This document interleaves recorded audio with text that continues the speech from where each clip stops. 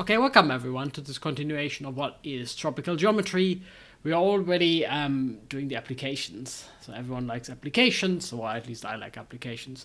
So one of the key, flaws I think of the way mathematics is taught is that it's usually very application. Well, there are essentially no applications, right? We all know that. But now in this world, I would like to talk about applications, and in this case, about applications of tropical geometry to evolutionary biology, essentially. So we have this phylogenetic tree, and that's a word I can't pronounce. I will just call it the DNA tree. And the DNA tree essentially is a tropical geometry object, and actually a very, very beautiful one.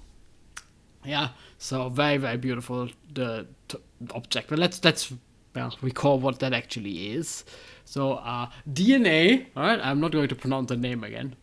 Here is essentially this thing, right? So the wolf eventually, the German Shepherd is very close to the wolf, and then whatever, the pack is further away from them, and you want to build this large tree here based on how they are related in kind of an evolutionary picture, right? So whatever.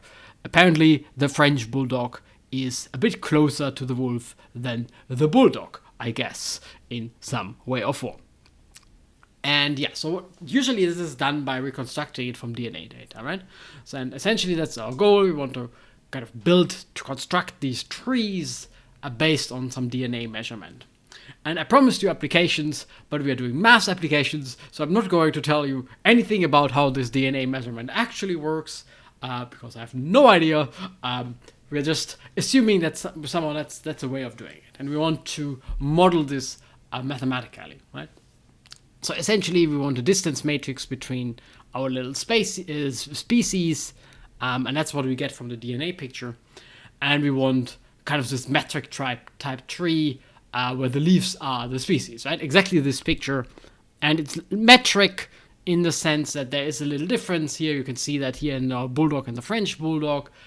Because there could be, even they're both leaves of the same branch, essentially. One of them is a bit closer to something else because there's some form of a metric. So kind of measurement of closeness on this tree. Yeah, so that's what it is, and that's what we want to do. And in mathematics, we do that as follows. There's a whole subfield of mathematics thinking about trees and metrics on trees, so distances on trees. In general, for graphs, it doesn't have to be a tree, but hopefully, it's not actually quite clear to me why the DNA tree is a tree and couldn't have a cycle, but apparently it doesn't. So we're going to talk about a lot of trees here. And in mathematics, we say, as a metric, the usual type of metric, Euclidean metric is the most famous one, so you can measure some form of length between things. Yeah, and we have this metric Dij, path of lengths, path lengths, complicated, path lengths between some two leaves I and j. And there's this one fun condition, so there's a space of tree metrics, and they satisfy this additional condition, this one here, which not all metrics satisfy. That's a very strong version of the triangle inequality, if you want.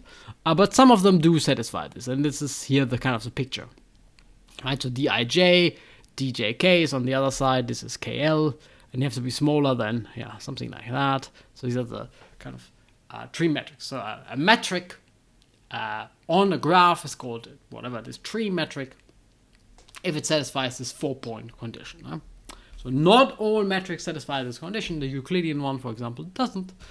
That's why there's a space of tree metrics, and this enables us to measure distance on those things. And that's way more general than this picture. This one will be one specific metric on a tree, and we are studying the space of all metrics on a tree. That's what mathematicians do all the time, right? They're just generalizing everything and then forget about the real picture in the end. So the space of all metrics is what we actually want to look at. And that's kind of fun. It's kind of pretty strange if you think about it. If you think about it, it's of course obvious because you can prove it. But in general, it's kind of very strange. Where should there be any tropical geometry? And it comes in as follows. So in algebraic geometry, what people usually study is the Grassmannians. So here's a picture of an element of a Grassmannian. This is like the collection of it's usually kn of k spaces in n space, and I just focus on 2n, which are planes in C to the n. Right? See here a plane, the green one, in 3 space, right? And this collection of all of them. It's not just one, it's a collection of all of them. An element is a plane in this case, right? So it's going to be a bit confusing. An element of the classical Grassmannian 2, 3 is a plane in R3, like the green picture upstairs. And yeah, 2n makes sense. You're just a plane in C to the n, and you can tropicalize it, and you get the tropical Grassmannian. And it turns out that this space, kind of very strange, beautiful theorem, is exactly the space of tree metrics. Yeah? So here's an example of different trees. And trop is the space of phylogenetic, DNA trees on n leaves with the corresponding, correspond to the cones in this top correspond to the different metrics in that space, the tropical Grassmannian. And this is a beautiful result, which is quite old at this point.